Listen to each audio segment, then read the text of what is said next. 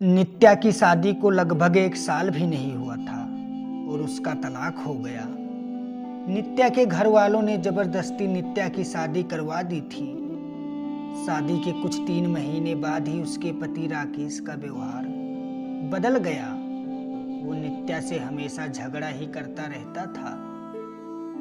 राकेश एक कंपनी में काम करता था और रोज शाम को देरी से घर आता था, क्योंकि ऑफिस के बाद वो दारू पीने के लिए रुक जाता था। घर आकर वो नित्या से हर छोटी छोटी बात पर बहस करता था, उसको खरी खोटी सुनाता था।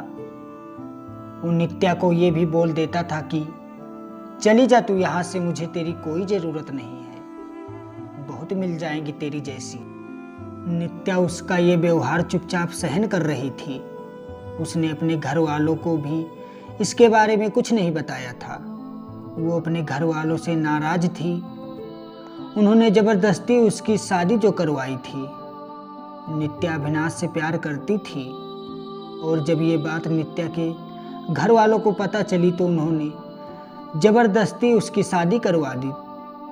अविनाश उस वक्त कुछ कर नहीं पाया, क्योंकि नित्या के पापा ने अविनाश के खिलाफ पुलिस कंप्लेन कर दिया था कि वो नित्या को परेशान करता है, और इसी कारण वो कुछ दिनों के लिए जेल में था। ये सब के बारे में नित्या को नहीं पता था। नित्या अपनी शादीशुदा जिंदगी में बहुत परेशान थी। कुछ महीने ऐसा ही चलता रहा। राकेश थोड़ा भी नहीं बदला था। फिर नित्या ने सोचा कि अब वो उस रिश्ते में नहीं रह सकती और उसने राकेश से तलाक लेने का फैसला कर लिया और फिर उनका तलाक हो गया। तलाक के बाद नित्या ने अपनी मम्मी पापा को ये सब कुछ बता दिया और उन्होंने नित्या को बहुत डांटा कि क्या हो गया था ऐसा कि तलाक ले लिया, अब क्या करोगी, कहाँ जाएगी, कौन करेगा इससे शादी। ये सब सुनकर नित्या ने उनके साथ रहने से इनकार कर दिया। वो एक छोटी सी कंपनी में काम करने लगी और कंपनी द्वारा दिए गए घर में रहती थी। उसे कभी कभी अविनाश की याद भी आती थी, लेकिन उसने अविनाश से कभी संपर्क करने की कोशिश नहीं की। वो सोचती थी कि अब उसे किसी पर बोझ नहीं बनना। वो अपने पैरों पर खड़ा होना चाहती थी। वो अपना पूरा समय अपने काम को देती थी।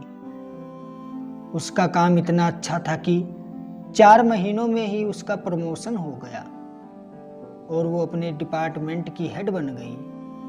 प्रमोशन के 1 महीने बाद उसे उसकी कंपनी के तरफ से एक मीटिंग अटेंड करने विदेश जाने का अवसर मिला। नित्या अपने काम में बहुत तरक्की कर रही थी। अब उसके मम्मी पापा को भी नित्या पर बहुत फक्र महसूस हो रहा था। अब वो पछताते थे, उन्होंने उसकी शादी गलत घर में कर दिया था।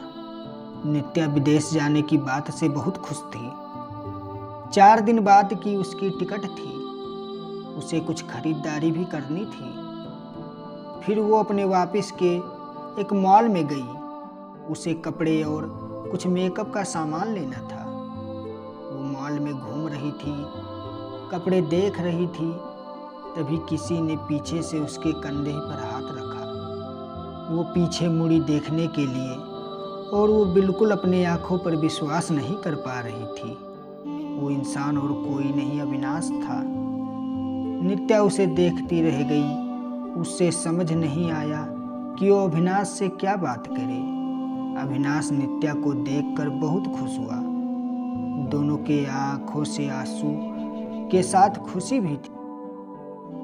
अविनाश ने पूछा, तुम यहाँ अपने पति के साथ हो क्या? नित्या उससे नजरें चुराते हुए बोली, नहीं। अविनाश ने पूछा, कैसी हो?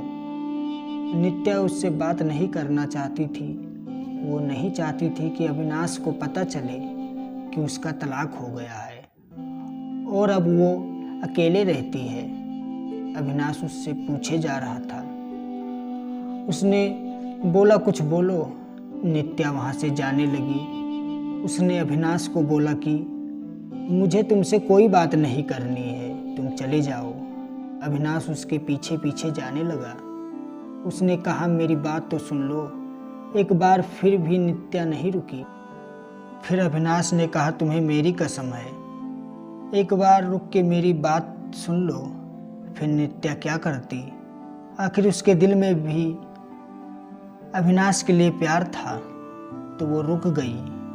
फिर अविनाश ने कहा कि कहीं बैठकर बात करते हैं। फिर वो दोनों मॉल के एक रेस्टोरेंट में गए। अविनाश ने उससे पूछा कैसी हो, वो बोली ठीक हूँ। अविनाश ने उसके पति के बारे में पूछा कि वो कैसा है, तुम्हारा ध्यान रखता है ना। नित्या चुप थी। अविनाश ने बोला क्या हुआ, तुम चुप क्यों हो, कुछ बोलो, तुम्हें कोई परेशानी तो नहीं है ना। नित्या बोली मेरा तलाक हो गया है। अविनाश को ये सुनते ही एक उम्मीद की किरण दिखने लगी। उसने पूछा कब और क्यों। नित्या ने उसे सब बताया। अविनाश ने बोला फिर अब तुम अकेले क्यों रहती हो, तुम अपनी मम्मी पापा के पास क्यों नहीं गई, या मुझे क्यों संपर्क करने की कोशिश नहीं की। नित्या बोली तुम अगर मुझसे प्यार ही करते थे तो जब मेरी शादी हुई तब क्यों नहीं आए मुझे लेने, कहाँ थे तुम। उस वक्त मैं बिल्कुल अकेली हो गई थी और मजबूरी में शादी हो गई मेरी। अविनाश ने पूछा क्या तुम्हारे पापा ने नहीं बताया कि उन्होंने मुझ पे पुलिस केस कर दिया था, मैं जेल में था कुछ महीने। ये सुनते ही नित्या चौंक गई। उसने कहा कि मुझे इसके बारे में कुछ नहीं पता। अविनाश ने उसे पूरी बात बताई। नित्या बोली मैं माफ़ी मांगती हूँ तुमसे अपने पापा के तरफ से। अविनाश ने कहा अब वो बात तो जाने दो, मैं भूल चुका हूँ, वो सब अभी की बात करो। अविनाश ने बिना देर किए उससे पूछ लिया क्या अब तुम मुझसे शादी करोगी। नित्या बोली क्या तुमने अभी तक शादी नहीं की। अविनाश ने कहा नहीं, मैं अभी अपने करियर पे ध्यान दे रहा हूँ और कुछ काम से ही आया था, अब बोलो शादी करोगी मुझसे। नित्या बोली अभी 2 दिन में मैं अपने कंपनी की तरफ से विदेश जा रही हूँ एक मीटिंग के लिए, उधर से लौट कर इसके बारे में बात करते हैं। अविनाश ने कहा पहले ही बहुत इंतजार किया है, अब और इंतजार नहीं होता है, लेकिन फिर भी जैसा तुम कहोगी वैसा ही होगा। दोनों ने अपना फ़ोन नंबर एक दूसरे को दिया और घर गए। अविनाश उसे रोज फ़ोन करके उसका हाल चाल पूछता रहता था। 1 सप्ताह बाद नित्या की मीटिंग खत्म करके घर लौट आई। अविनाश उसे मिलने के लिए बोल रहा था, लेकिन नित्या अपने ऑफिस में बहुत व्यस्त रहती थी। उसने कहा कि हम रविवार को मिलेंगे। फिर वो दोनों रविवार को उसी मॉल में मिले। अविनाश ने पहले उसके मीटिंग और काम के बारे में पूछा कि सब ठीक चल रहा है ना। नित्या ने कहा हाँ सब ठीक है। फिर अविनाश ने उससे शादी का पूछा, तुमने कहा था कि आके बताओगी शादी करोगी कि नहीं, तो बोलो क्या सोचा है। नित्या तो अविनाश से प्यार करती ही थी और अब उसे मौका मिला था उसे प्यार के साथ पूरी जिंदगी बिताने का। उसने हाँ कह दिया। दोनों बहुत खुश थे।